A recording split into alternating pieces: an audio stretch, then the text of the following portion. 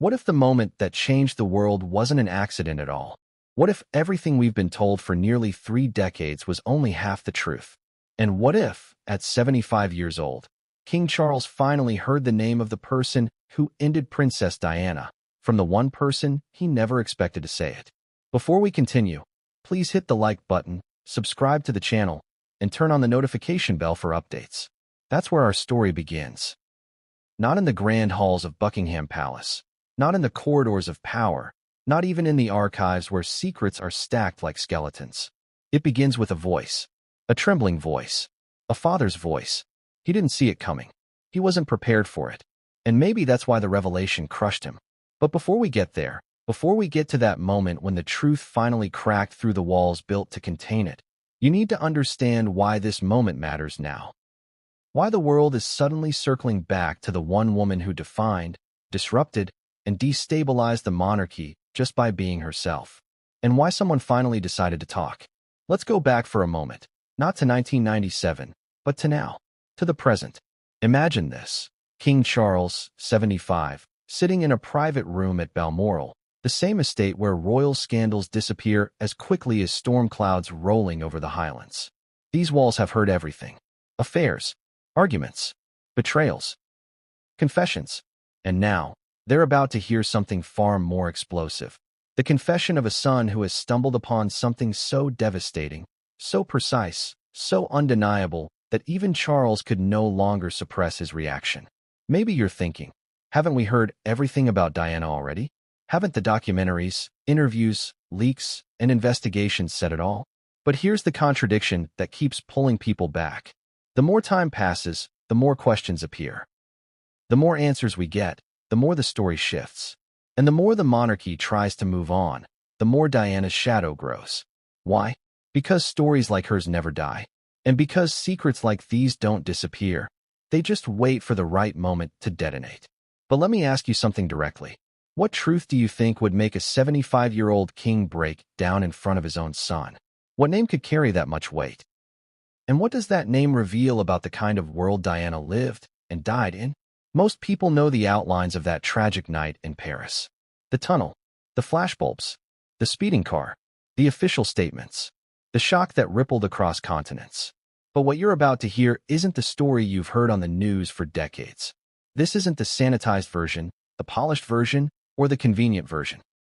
This is the story behind the one envelope that Diana wrote in her own handwriting. An envelope that remained sealed, guarded, whispered about, and feared for over 27 years. And inside it was one name. One. The name that made Charles's face drain of color. The name that twisted his voice into something wounded. The name that forced him to confront a past he thought he'd buried with time. But before we get to that envelope, you need to see the build-up. The chain of events, the tensions, the premonitions that Diana herself feared. Because none of this happened in isolation. Not the letter, not the tunnel, not the silence afterward. Diana always sensed she was being watched. She said it repeatedly. She wrote it explicitly. People dismissed her as dramatic, emotional, paranoid. But were they wrong? Why did she switch cars unpredictably? Why did she tell her friends she felt something big was coming? Why did she visit lawyers in the weeks before her death? Why did she say, in her own handwriting, "If something happens to me, this will explain why"? Now ask yourself one more question. If Diana predicted danger, why didn't anyone protect her? Let's zoom in on Charles for a moment.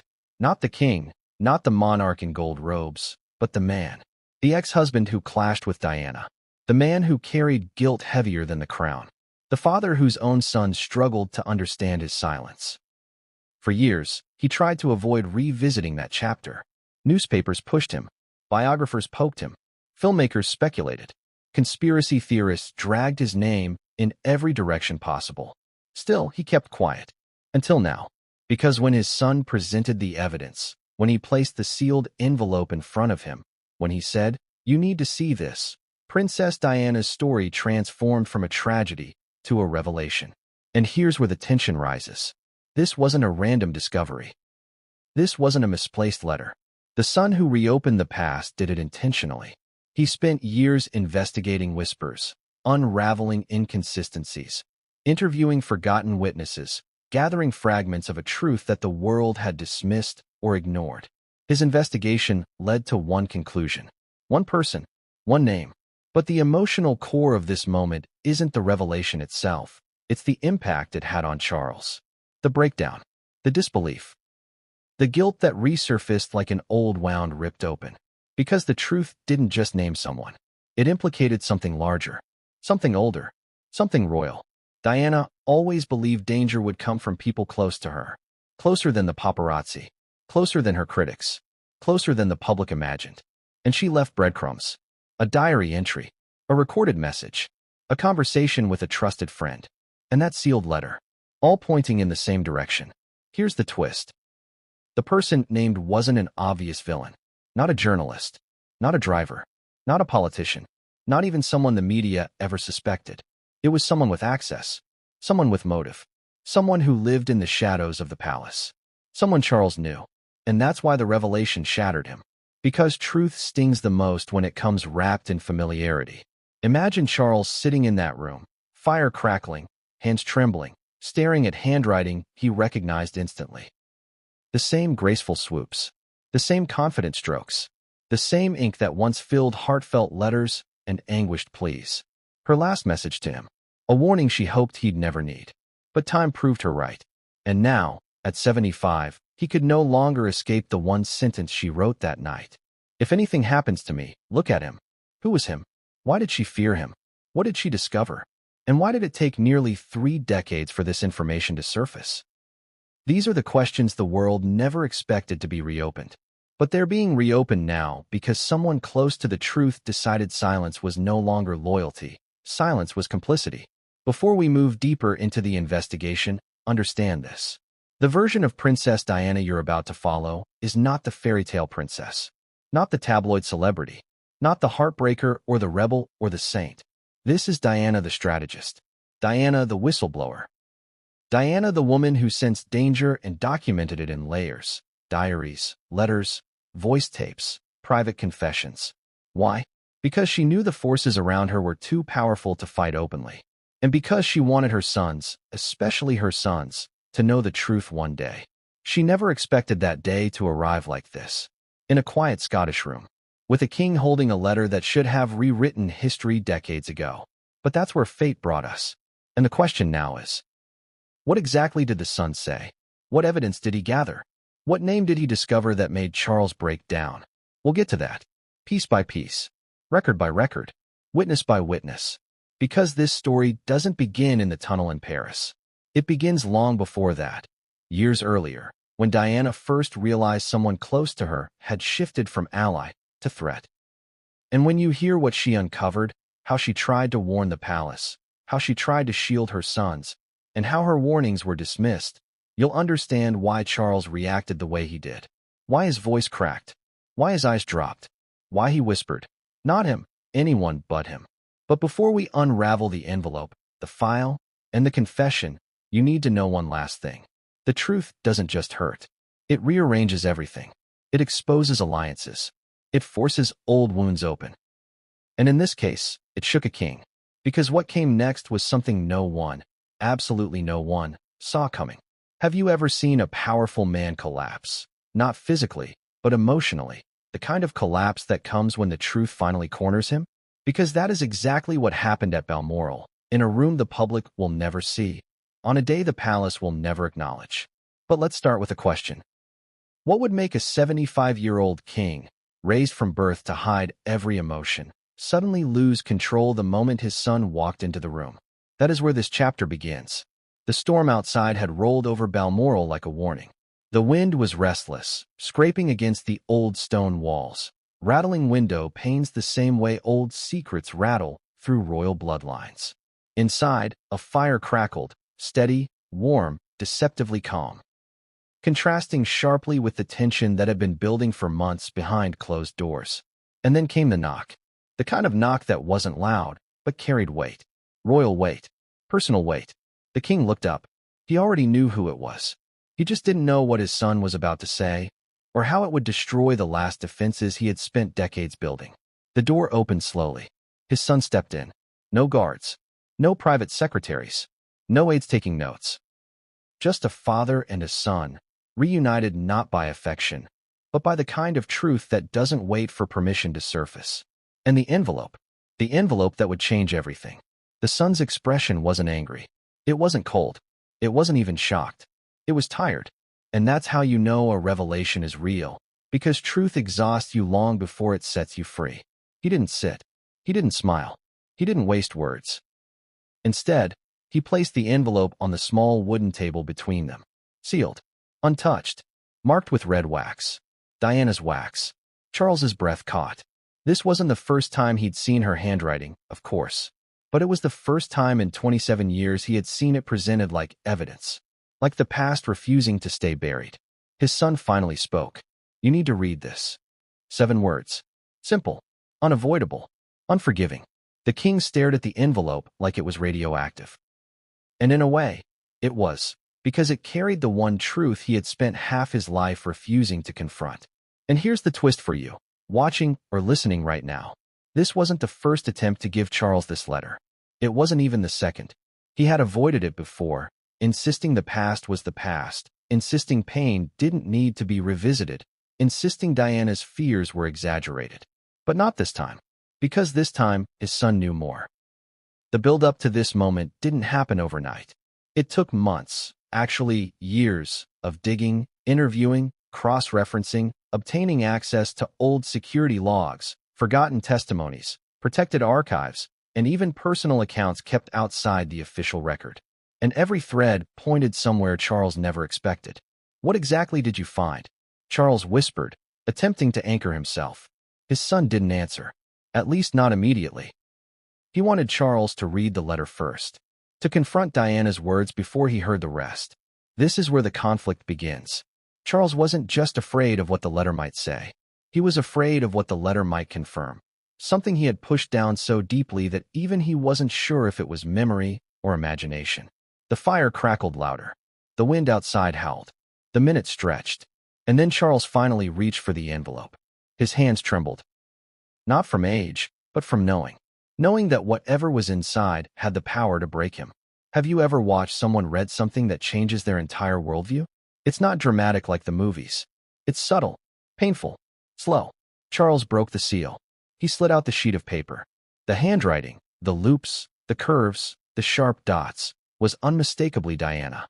And before he even read the first line, he whispered, "I should have opened this years ago. Why didn't he?" You might wonder, was he afraid? Was he guilty? Was he protecting someone? Or was he protecting himself? That's the contradiction at the heart of this story. Because Charles always said he wanted peace, but peace is impossible when truth is unfinished business. He began reading, line by line, word by word. Her tone was calm, but urgent. Her message was clear, yet coded. Her fear was quiet, but unmistakable. Diana wrote about pressures, about threats, about things that didn't make sense at the time, about people whose behavior shifted in strange ways. And then, the name that changed the air in the room. Charles froze. His fingers tightened around the page. His breathing thinned. Because it wasn't a stranger's name. It wasn't an outsider. It wasn't one of the people often blamed in documentaries or tabloids. It was someone inside his world. Inside her world. Inside the palace. Someone he trusted. His son watched him carefully. "It wasn't just her letter," he said quietly. "I found things. Files. Statements. Things that match what she wrote." Charles didn't look up. He couldn't. His eyes were locked on the name that had haunted him more than he ever admitted. Lightning flashed across the window. The thunder echoed seconds later. His voice cracked. Why would he do this? And that's when everything inside him shook. Think about this for a moment.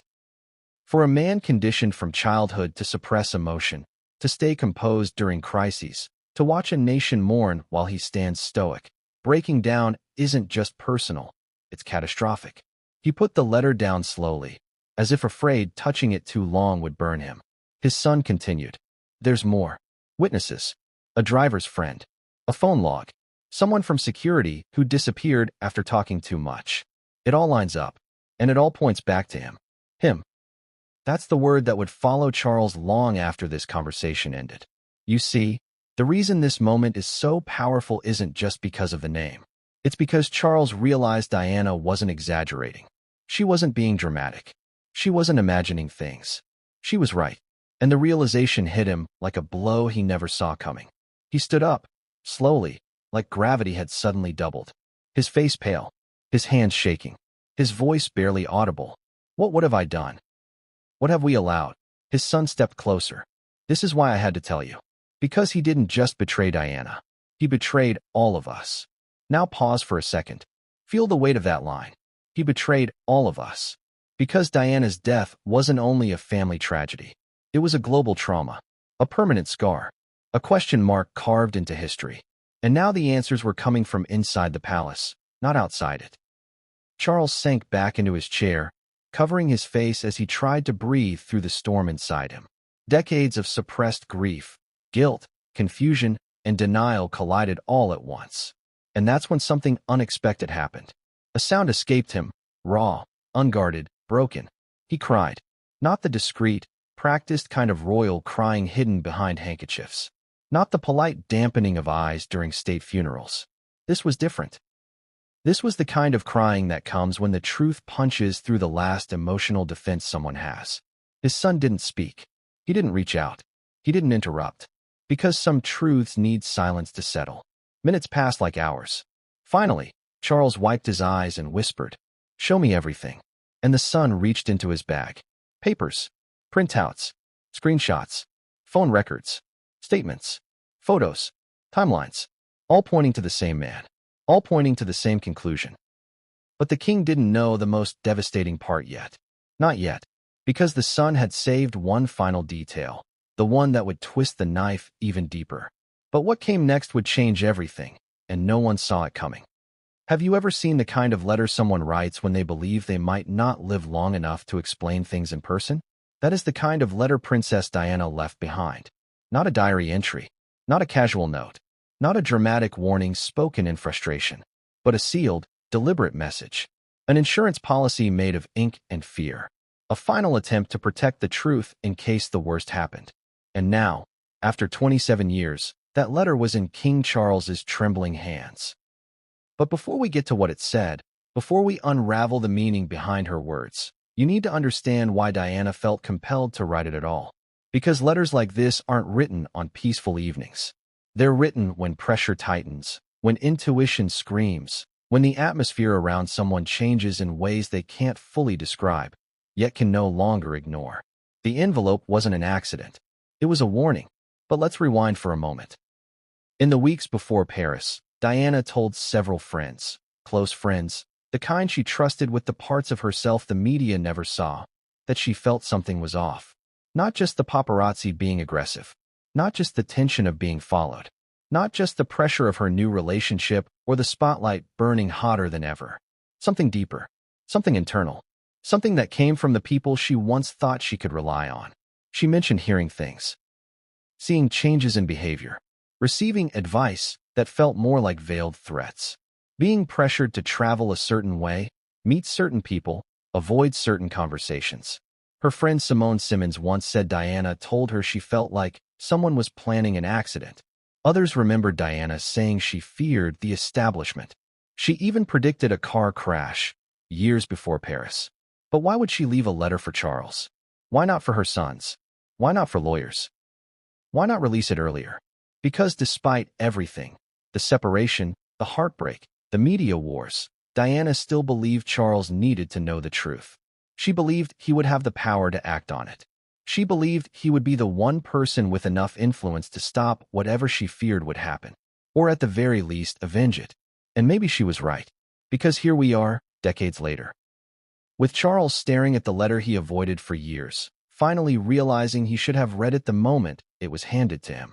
The envelope itself was deceptively simple, cream-colored, thick, smooth, royal stationery. But the sealing wax, that was unmistakably Diana's touch. She always loved small traditions, small gestures that reminded her of meaning.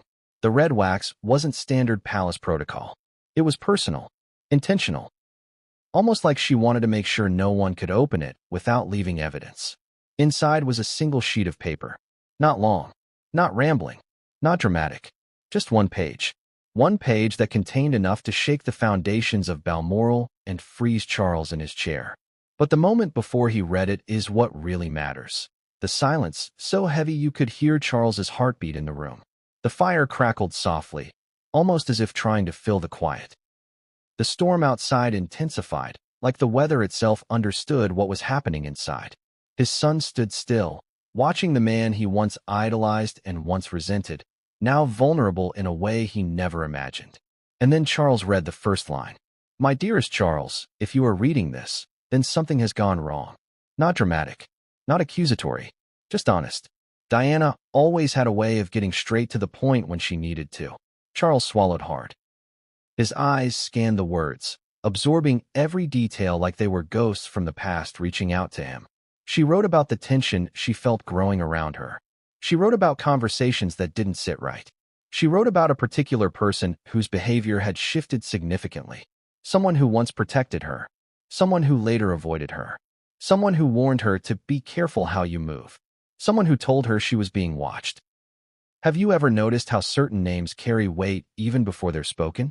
How a single thought, a single suspicion, can strain relationships long before the truth is known? Diana wrote about that weight. But here's the twist. She didn't accuse Charles of anything. Not once. Not even indirectly. In fact, she wrote in a tone that suggested she still believed he cared. At least enough to act if something happened. That contradiction is what broke Charles the most.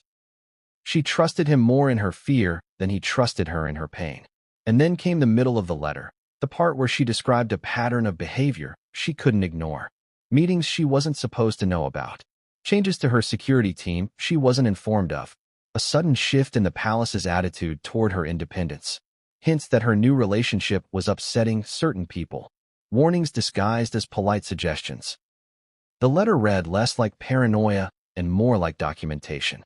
It was clear Diana was gathering information, observing patterns, noting inconsistencies, and now Charles was reading all of it. But the final paragraph is what made the room stop breathing. She named him, the man she believed was responsible if something happened to her.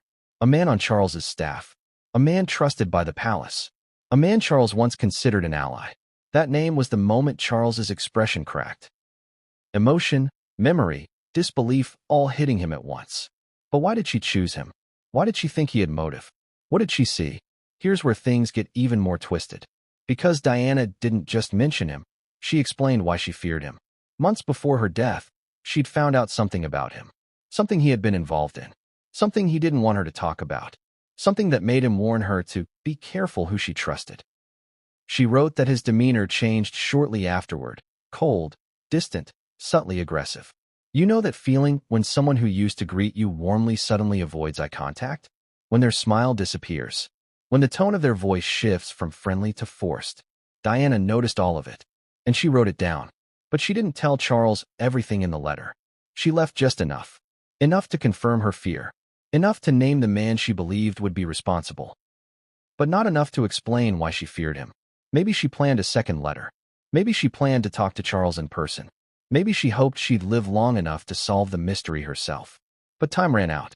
Charles finished reading the letter, and for a moment, just a moment, the world seemed to tilt. He blinked rapidly, as though trying to force himself to wake up from a dream. But it wasn't a dream. It wasn't imagination. It was Diana's reality. Her warning. Her message. Her last attempt to speak from beyond the grave. Finally, Charles looked up at his son. "How long have you known?" His son hesitated. Long enough. Which means longer than Charles wanted to admit. He pushed his chair back, stood, paced, sat again. His hands trembled as he folded the letter and placed it back into the envelope. His son didn't move. The silence stretched again. Then Charles whispered something that wasn't meant for anyone but himself. "I thought she was exaggerating. I thought she was just overwhelmed." But Diana was neither. She was right. Every instinct she had, every suspicion, every warning, was right. And now the man she feared, the man she named, the man she believed would be responsible for her death, was about to become the focal point of the investigation her son had spent years secretly conducting. But Charles didn't know one more crucial detail yet. A detail his son had uncovered. A detail not included in the letter. A detail that would rip the floor out from beneath him. Because while Diana named the man she feared, she didn't know everything he did. But what came next would expose his secret and unravel the truth Diana sensed all along. What if everything you thought you knew about the night in Paris was wrong? Not partially wrong, not vaguely wrong, but fundamentally, historically, deliberately wrong. Because that's what this chapter digs into. The night that shaped a generation's grief, the night the world froze, the night Princess Diana's fate was sealed not by chance, but by a sequence of events that never quite added up. Let's start with a question for you watching right now. Have you ever replayed a moment in your mind so many times that eventually you realize something about it doesn't make sense? That's what happened with the Paris crash. Not just for conspiracy theorists, not just for investigators, but for people inside the palace, inside MI6, inside the circles Diana moved through in her final months. And most importantly, for the one witness who stayed silent for more than 2 decades, until the sun found him. But before we get to that witness, before we get to the confession that changed everything, we need to go back to Paris, hour by hour, moment by moment, because the contradictions start long before the Mercedes entered the Pont de l'Alma tunnel. Let's rewind. It's August 30th, 1997. Paris at night. A city glowing, restless, awake. Tourists wandering. Cameras flashing. A mix of romance and chaos in the air. Diana was staying at the Ritz. She wasn't supposed to be there that night. Plans had changed abruptly. Security had been shuffled. Drivers reassigned. Routes altered. All last-minute changes. Have you ever noticed how the most important events in life often hinge on last-minute decisions? The ones that seem harmless at the time, but end up rewriting everything? Diana felt something was off that day. Several people noticed it. She seemed distracted, unsettled, glancing around more than usual. Not paranoid, alert, like someone who senses a shift in energy around them. And she wasn't wrong. Now here's where things get strange. Hours before the crash, someone made a phone call. A call that later disappeared from official timelines. A call that the Sun, during his investigation, eventually unearthed with the help of someone who once worked in French security. That call wasn't from paparazzi, not from the Ritz staff, not from Dodi Fayed's team. It was from someone connected to the very man Diana named in her letter. Coincidence? Maybe. But the Sun didn't think so. Let's move closer to midnight. Diana and Dodi planned to leave quietly, through a side exit. But at the last second, the plan changed. A decoy car left from the front. The actual car exited from the back. Henri Paul, the driver, had returned hours earlier after being seen, according to multiple reports, looking tense, distracted, almost dazed. He was an experienced driver, calm under pressure, not the type to make reckless decisions. So why did he drive like a man being chased by something other than photographers? Here's the contradiction that experts still can't fully explain. The speed, the route, the sudden swerve. The odd placement of paparazzi. It all felt orchestrated, and not by amateurs. But now we move to the witness, the one the Sun found after years of searching. This witness wasn't paparazzi. He wasn't a passerby. He wasn't a tourist. He was a man stationed near the Pont de l'Alma tunnel that night. A man whose job placed him exactly where he should have been to see what no one else noticed. He never came forward publicly. Not to the press. Not to inquiries. Not to royal investigators. Why? Because he was warned not to. According to what he later revealed, a man approached him days after the crash. A man who told him, "Forget what you saw, for your own good." And this wasn't just any man. This was a man connected to the palace. A man later identified, through documents, photos, and cross-referencing, as the very same individual Diana named in her letter. Coincidence again? Or pattern? Now let's go to the moment of the crash. The Pont de l'Alma tunnel. Dim lighting. A curve sharp enough to destabilize a car traveling too fast. At around 12:23 a.m., the Mercedes entered the tunnel. And this is where the witness's story becomes crucial. He said he saw the car before it even reached the tunnel entrance. Not speeding out of control. Not weaving. Not losing balance. He said the Mercedes was being followed by 2 motorcycles, something completely omitted from initial reports and conveniently ignored in later revisions. But it wasn't the motorcycles that he remembered most. It was the flash. A bright, blinding flash. Not from a paparazzi camera. Not from multiple flashes. Just one. One calculated burst of light that hit the Mercedes at the exact moment it reached a specific point in the tunnel. What kind of flash was it? The witness didn't know. But he said it wasn't a camera. It was too strong. Too white. Too controlled. Have you ever seen someone flash a high-powered beam at a driver at night? It disorients instantly, blinds reflexively, fools even experienced drivers, especially in a tight tunnel. The witness said Henri Paul swerved reflexively, instinctively, because that's what any driver would do when hit by a sudden burst of white light. And that swerve is what sent the Mercedes into the pillar. Not drunkenness, not recklessness, not speed alone, but disorientation. Now here's the detail the Sun uncovered later. The type of flash described by the witness matched a device used by certain operatives to disorient targets, something not available to the public, not carried by paparazzi, not used casually by anyone. It was specialized, intentional, targeted, and only someone with training or access to such equipment could have used it.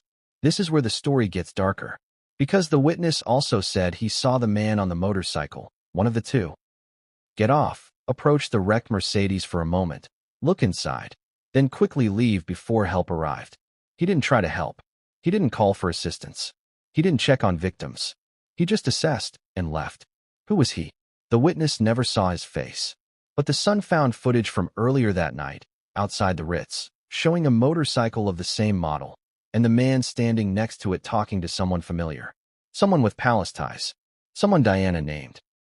At this moment in Balmoral, as Charles listened to all of this from his son, he began to understand why the witness had stayed silent. Fear. Pure, calculated fear. Because the man who approached him after the crash, warning him to forget, didn't threaten him directly. He didn't shout. He didn't intimidate physically. He just smiled, a cold smile, and said, "It's safer for you if you didn't see anything." Charles gripped the arms of his chair as he heard this part of the story. "This can't be true," he said. "It would mean he was there. It would mean he knew. It would mean—" His son cut him off. "It means exactly what Diana feared." Now let's step back into Paris for a moment, into the aftermath. Why did it take so long for ambulances to arrive? Why were certain reports modified? Why did some testimonies vanish? Why did the paparazzi become the easy scapegoat? Because convenient stories spread faster than complicated ones. And blaming photographers was simple. But someone else was there that night. Someone who shouldn't have been. Someone Diana identified months before. Someone who didn't appear in any official report. Now let's zoom into the hospital. Diana was alive when they reached her. Barely, but alive. The witness's final confession? He said one last thing before he disappeared again, afraid for his life. He said there was a man in a suit standing near the emergency entrance. Not a doctor, not a paramedic, not French police. A man he recognized. A man who didn't belong there. A man who left as soon as Diana was pronounced dead. The same man Diana feared. The same man she named. The same man who warned the witness to keep quiet. And now that name was sitting in Diana's letter. The same letter Charles had just read. But the king didn't know the worst part yet. Because there was something else the Sun had uncovered. Something that would turn suspicion into certainty. A phone call. One that connected the man Diana feared to the very last person who spoke to Henri Paul before the crash. But what came next would make Charles realize the truth Diana sensed wasn't just fear, it was prophecy. Here's a question that should stop you cold. What if the man driving the car that night, Henri Paul, knew something he wasn't supposed to know? Because this chapter is not about the crash. It's about the hours before it. Hours filled with contradictions, strange behavior, and one final secret he never got to share. You've heard the official version. Henri Paul was intoxicated. He lost control. He was irresponsible. He caused the tragedy. But what if that version was the easiest explanation? Not the truest one. Let's peel back the layers. We start at the Ritz Hotel. It's late. The atmosphere is strange, calm, then tense, then calm again. Hotel staff later described Henri Paul acting unusual. But unusual how? Some said he seemed distracted. Others said nervous. One person said he kept checking his phone, something he didn't normally do on duty. And here's what everyone forgets. Henri Paul left the Ritz hours earlier. Then he came back. Suddenly. Unexpectedly. He wasn't scheduled to drive Diana and Dodi that night. So why was he called back? Who called him? And what did they say? Most people never ask these questions because the narrative was shaped early and aggressively. If Henri was drunk, everything else became irrelevant. But the Sun didn't buy that. Not after reading the same corrupted timeline over and over. Not after noticing details that never matched. Not after discovering a strange financial deposit that showed up in Henry's account days before the crash. But let's not get ahead of ourselves. Let's go to the night itself. Cameras captured Henri Paul smiling for paparazzi, almost playfully, as he exited the Ritz earlier in the evening. Some people interpreted this as intoxication, others as arrogance. But what if it was neither? What if Henri was masking something? People who knew him described him as private, disciplined, not a risk-taker, not the type to drive recklessly for fun, and not the type to drink heavily before a shift. Ask any professional driver. They're obsessive about responsibility. It's their job, their reputation. So why did Henri suddenly break every rule he lived by? Unless the story we've been told isn't the real one. Let's step into the security office at the Ritz. Eyewitnesses described Henri sitting quietly, scrolling through his phone, then suddenly leaving the room for several minutes. Alone. When he returned, something had changed. He was agitated, restless, uneasy. One staff member later said he looked like someone who had just received bad news. Here's where the Sun's investigation uncovered a clue almost everyone missed. A call. A single incoming call. Not from a friend. Not from family. Not from colleagues. But from an unlisted number. One connected to the man Diana named in her letter. This is the moment when the room in Balmoral went still. Charles leaned forward, gripping the armrest. "You're sure?" he asked, his voice nearly breaking. His son nodded. "I checked French telecom archives. I checked private logs. The number shows up in exactly one place that night, on Henri Paul's phone." Let that sink in. The driver received a call from a man Diana feared. A man Charles once trusted. A man with access, motive, and opportunity. But why call Henri? To warn him? To threaten him? To instruct him? Or even worse, to manipulate him? Let's move forward in the timeline. After that call, Henry's behavior changed completely. He started pacing. He started sweating lightly. He checked his watch repeatedly, though he wasn't late for anything. He kept glancing toward the lobby's side entrance, as if expecting someone to walk in. Then something odd happened. He requested to take a different route. A faster one. A more dangerous one. This wasn't standard. This wasn't protocol. And this wasn't something he normally did. Why that route? Who suggested it? Or who ordered it? Now here's the part that the official reports brushed aside. Henri told a colleague earlier that week that he felt like someone was watching him, following him, monitoring his movements. But the colleague dismissed it as nerves. Everyone dismissed warnings in Diana's circle. Everyone dismissed intuition. Everyone dismissed the tension around her. And then the tunnel happened. But we're not there yet. Because something crucial happened minutes before leaving the Ritz. Henri met with a man in the corridor. A man who wasn't hotel staff. A man identified only recently by cross-referencing CCTV with palace records. The same man Diana named. The same man who appeared in Paris that night despite having no official reason to be there. What did they say to each other? Why did Henry's posture stiffen when the man walked away? Why did he mutter under his breath afterward? Something in French the Sun later had translated. Il m'a peach. He trapped me. Those 3 words changed everything. Because they weren't the words of a drunk man. They weren't the slurred ramblings of someone impaired. They were the terrified confession of someone who realized he'd been cornered. Let's analyze Henry's final minutes before driving. He asked the bodyguards an unusual question. Do you trust him tonight? Who was him? Doty's security? A driver? A staff member? Or the man he had just spoken to in the hallway? The bodyguards didn't know how to answer. But Henri did something even stranger. He checked the car himself. Personally. Meticulously. He opened the doors. Checked under the seats. Inspected the dashboard. Examined the mirrors. Drivers do that sometimes, sure. But what he did next was telling. He whispered something into the back seat. A single sentence. Then he closed the door firmly, like sealing a decision he couldn't undo. What did he say? No one knows. Not exactly. But a lip-reading expert reviewed CCTV footage of that moment years later and offered a chilling interpretation. Pardon-moi. Forgive me. Now let's step into the Mercedes with him. Imagine the weight on his shoulders. He wasn't racing for fun. He wasn't trying to impress anyone. He was trying to outrun something. Or someone. But here's the most devastating detail the Sun uncovered. Henri didn't want to drive the car that night. He tried to refuse. Quietly. Subtly. Politely. But he was pressured. Someone insisted he take the wheel. Who insisted? The same man from Diana's letter. The same man who called him. The same man who followed him. The same man who was seen near the crash site. The same man who silenced the witness. This is where everything snaps into focus. Henri Paul wasn't reckless. Henri Paul wasn't careless. Henri Paul wasn't drunk. He was trapped. He was manipulated.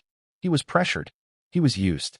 And his final secret, the one he never got the chance to reveal, was this. Henri Paul believed he was being set up. He believed someone wanted him involved. He believed his role that night was bigger than driving. And based on everything the Sun uncovered, Henri was right. Now imagine Charles hearing this. Imagine the guilt. Imagine the shock. Imagine the rage at realizing Diana wasn't the only one who sensed danger. Someone else did too. And that someone tried to speak, just not loudly enough. Henry's final secret wasn't about alcohol, or speed, or split-second mistakes. It was about fear. But Charles didn't know the most devastating part yet. Because the Sun had also uncovered something else, something that connected Henry's last phone call to the last person Diana spoke to hours before she died. And what came next would shatter the king even more, because the connection wasn't accidental. Before we go any deeper, let me ask you something directly. What happens to the person who digs too close to the truth, especially when that truth threatens the most powerful institution in the country? Because in this chapter, we meet the man who learned the answer the hard way. He was known inside palace circles as the Quiet One, the investigator who never raised his voice, never made unnecessary noise, never stirred drama. A man who blended into the wallpaper so well that most people forgot he was in the room. And maybe that's why he was given the assignment in the first place. Or maybe that was the mistake. Because he saw too much, understood too much, connected too many dots. And when he tried to warn Diana, he sealed his fate. Let's begin with a moment that never made headlines. Picture this. A quiet corridor inside Kensington Palace. Late afternoon. Soft light filtering through antique windows. Wooden floors creaking under the weight of old secrets. Diana walks briskly, but not anxiously. She always moved with purpose when she felt something wasn't right. That day, she was looking for someone who'd left a message for her earlier. We need to talk. Urgently. That message came from him. His name is withheld from public records, but insiders called him Hartley. Not his real name, but the name used to protect him when he was working sensitive assignments. Hartley wasn't just a staff member. He wasn't just security. He wasn't just a background figure. He was an investigator for the royal household. Internal affairs. The kind of man they called when they wanted problems cleaned quietly. Diana trusted him, partially. Not fully, but enough to listen.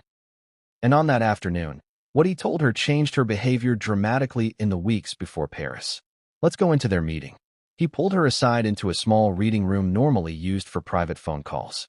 No cameras, no staff, just books, curtains, and silence.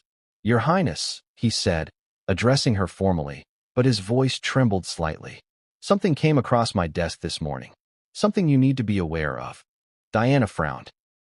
She sensed fear in him, and that alone made her alert. What kind of something, she asked. Hartley took a deep breath. There are discussions happening about you. Not in the press. Not in public. Inside. Diana's eyes narrowed. Inside where? He hesitated. The palace. She felt her stomach drop. Discussions about what exactly? Hartley didn't sugarcoat it. He didn't massage the truth. He didn't play political games. He told her straight. There is concern that your current decisions, your associations, and your independence are creating vulnerabilities.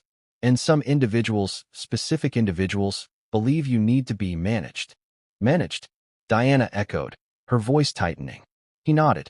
They're saying things like guide her movements, limit her risks, intervene if necessary. That kind of language. Diana wasn't naive. She'd heard similar whispers before. But then Hartley said the line that made her blood run cold. There was mention of arranging an accident. A scenario. Something that would make you cautious. Something that would send a message. She froze. That was the moment she told her friend Simone about her fears. That was where her prediction began. And Hartley was the spark. But why did he tell her? Because he believed she needed to know. Because he admired her. Because he saw the pattern forming around her. Shifts in tone, changes in personnel, attitudes turning colder. And because the man leading these discussions was the same man Diana named in her letter. Let's call him M. Hartley lowered his voice even more that day. "It's him," he said. "You know who I mean." Diana closed her eyes for a moment. Because she did know. She knew exactly who he meant. The man who once protected her. The man who later distanced himself. The man she felt had turned on her. She whispered, "Why would he do this to me?" Hartley didn't answer. He couldn't. He didn't have the full picture yet. All he knew was this. She was being discussed like a liability. Now let's zoom forward a bit. After that meeting, Diana became noticeably more cautious. She changed her travel methods. She recorded voice notes. She avoided certain people. She made a list of names she didn't trust. Hartley's warning shaped everything she did in her final weeks. And here's the part that connects directly to the night in Paris. Hartley tried to go further. He prepared a report. A detailed one, documenting shifts in Diana's security team, sudden changes in drivers, unscheduled personnel rotations, logs of people meeting with M, references to accident scenarios, unusual calls between palace staff and outside contacts. Hartley tried to submit this report to his superior, but someone intercepted it. The Sun, during his investigation, found proof of this. Not the full report, because it vanished, but an internal record that referenced its existence. A report that was filed and then erased. Charles listened to this part in silence. "What happened to him?" he finally asked. His son stared at the fire before answering. "He disappeared." And that wasn't exaggeration. Hartley was reassigned abruptly, moved out of royal service, given a package, told to take a break. He never returned. No one heard from him again. Not staff, not friends, not even Diana. But the Sun found something. A message, 2 sentences, sent from Hartley to a colleague days before he vanished. It said, "I tried to warn her. If anything happens, tell them to look at him." Again him. The same pronoun. The same focus. The same man. Now let's connect this to Paris. On the night of the crash, witnesses described a man on a motorcycle approaching the Mercedes after it hit the pillar. The witness in Chapter 3 said the same thing. And guess what? The Sun found something chilling in archived French surveillance images. A man in Paris earlier that day wearing the same jacket Hartley once described M as wearing during sensitive operations. Coincidence? Not when you line up the timelines. Not when you line up the phone calls. Not when you line up the motives. Let's return now to Balmoral. Charles listened to everything, his eyes widening with every new detail. He wasn't just horrified. He was confused. How did Hartley know? Charles asked softly. His son answered. Because Hartley was assigned, by M, to monitor Diana. And he realized something was wrong. Charles leaned back, gripping the arms of his chair. He tried to warn her, Charles whispered. And then what? M removed him? The son nodded. Yes. And not quietly. Not gently. He stripped him of everything. Hartley told a colleague, "I said too much." Charles shut his eyes, guilt washing over him. This wasn't just a tragic accident anymore. It wasn't even a conspiracy. It was a series of warnings ignored or erased. Diana warned. Omri warned. Hartley warned. And now the truth was circling back. But the story doesn't stop here, because the Sun uncovered something even more disturbing. After Hartley vanished, someone else took over monitoring Diana. Someone more ruthless. Someone who didn't ask questions. Someone who followed orders from M without hesitation. And that someone's presence in Diana's final weeks connected directly to the decision to send her into that tunnel. But what came next would rip apart what Charles thought he knew, because the Sun found proof that M wasn't acting alone. Someone above him gave the green light. Before we go any further, let me ask you something. Why is it that the people who warn us the loudest are always the ones the world dismisses first?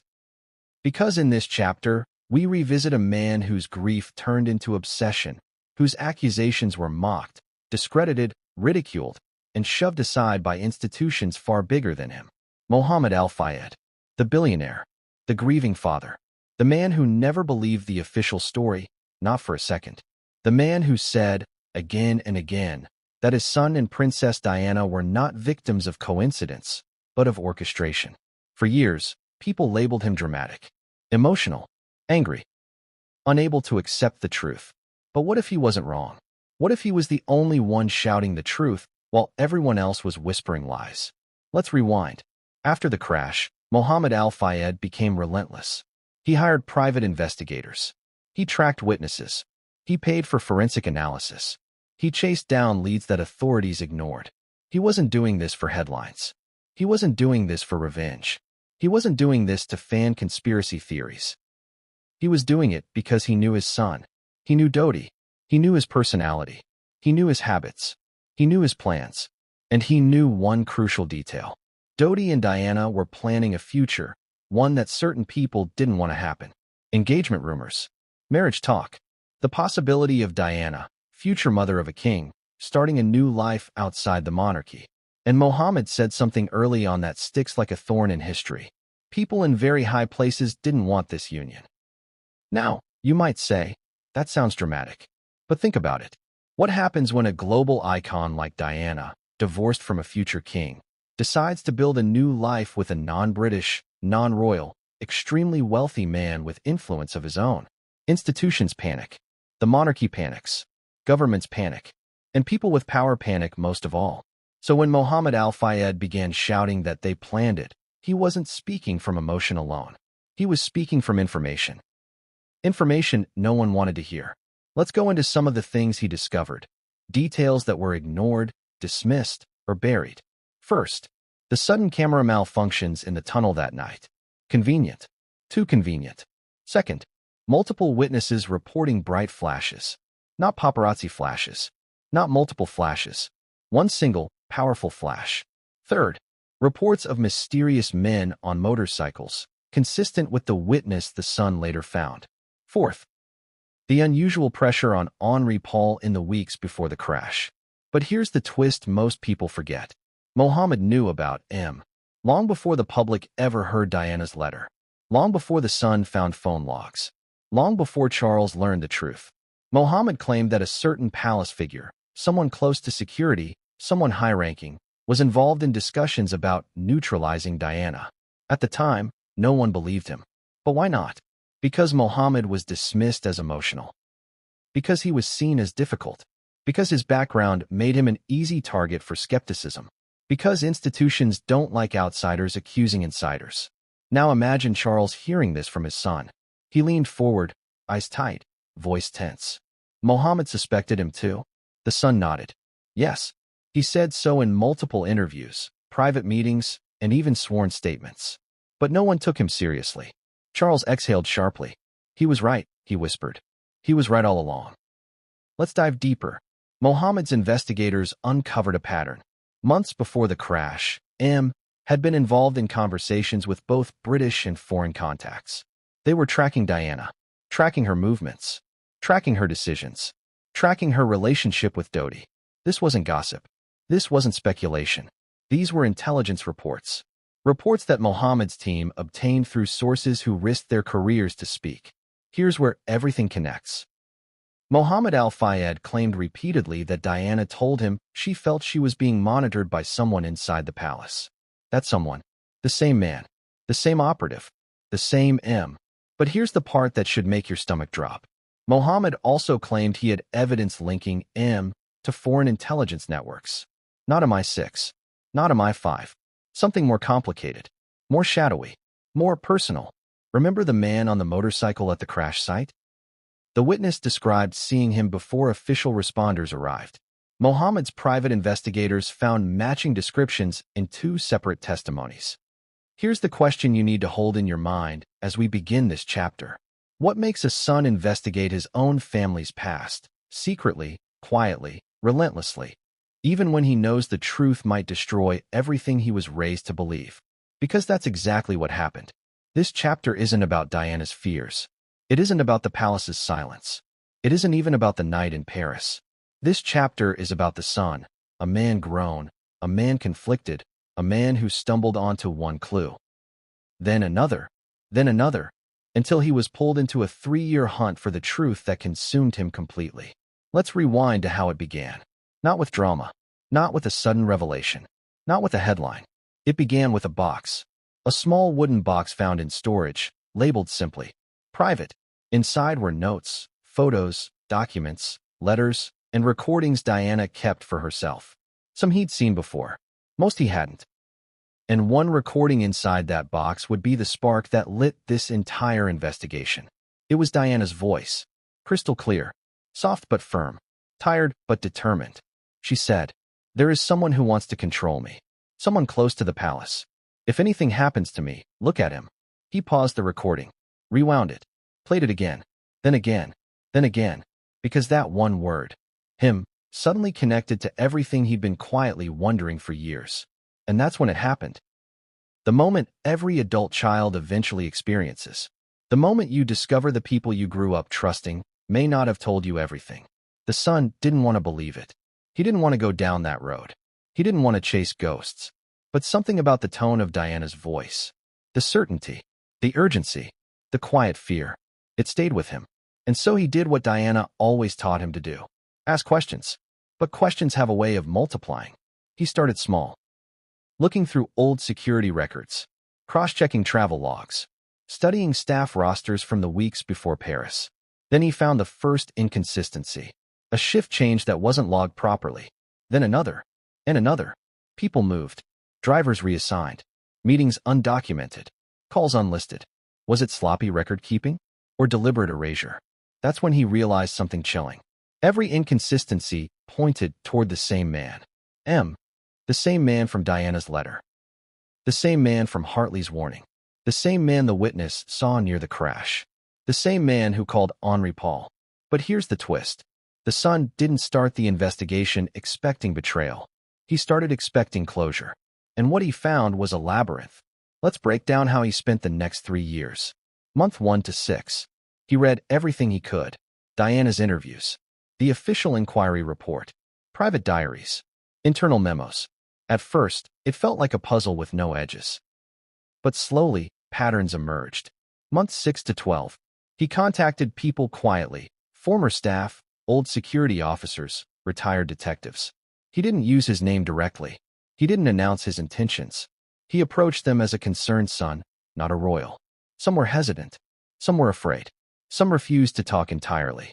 But a few, a very few, opened up. And what they told him formed the backbone of this investigation. Month 12 to 18. He traveled. Not publicly. Not officially. Privately. To France. To Geneva. To the Middle East. To one remote location where a former intelligence officer agreed to speak only if his identity was never revealed. These meetings were the turning point. Because each one gave him another breadcrumb. A phone number here. A timeline there. A coded comment. A redacted memo. A suppressed interview. Month 18 to 24. He began building a timeline. A map.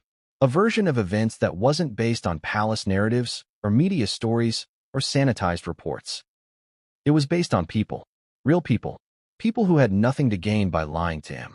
And the most disturbing pattern in that timeline? M was always nearby. Always positioned perfectly. Always connected to the key players. Always present at the wrong moments. Month 24 to 30. This is when the investigation became dangerous. Strange things started happening. People who had agreed to talk suddenly backed out. Someone warned him that old forces didn't like what he was digging up. An anonymous message arrived at one of his secure accounts. Stop looking. It will not end well. But he didn't stop. Because by then, he'd learned something crucial. Diana wasn't imagining anything. Her instincts were sharper than anyone ever admitted. She felt a threat because a threat was real. Month 30 to 36. The son finally confronted the missing piece. A document. A single document that tied everything together. A classified security file stamped with restrictions so severe it was supposed to be sealed for 50 years. But sealed files have ways of leaking. When someone inside the system believes the truth must come out. This file described a list of individuals flagged as potential risks to the stability of the monarchy. Diana was at the top of that list. Dodi Fayed was also on it. And the man tasked with monitoring potential destabilizing behavior was M. Now imagine being the son reading this. Imagine the betrayal. Imagine the anger. Imagine the heartbreak of realizing Diana had been right all along. Let's return now to Balmoral. The son placed the file on the table between them. Charles stared at it like it was poison. You found this, he whispered. His son nodded. It wasn't easy. And I wasn't supposed to. Charles's eyes filled with something between grief and rage. How many people knew? He asked. His son answered carefully. Enough to protect him. Enough to bury her warnings. Enough to make sure no one questioned the official story. Charles's voice cracked. All these years, and no one told us. The son's next words were soft. No one wanted us to know. Let that line hang for a moment. Because it isn't just an accusation. It's a revelation. The truth wasn't lost. It was hidden by people with power, access, influence, motives. And at the center of this web was M. But here's where the cliffhanger begins. Because the son didn't just bring one file. He brought two. And the second file, the one he saved for last, didn't just name M. It named the person he reported to. The person above him. The person Diana feared without fully understanding why. The person who gave the order that changed everything. And when Charles opened that file, what came next would rip apart the history he thought he knew. Because the real mastermind wasn't the man Diana named. It was someone far worse.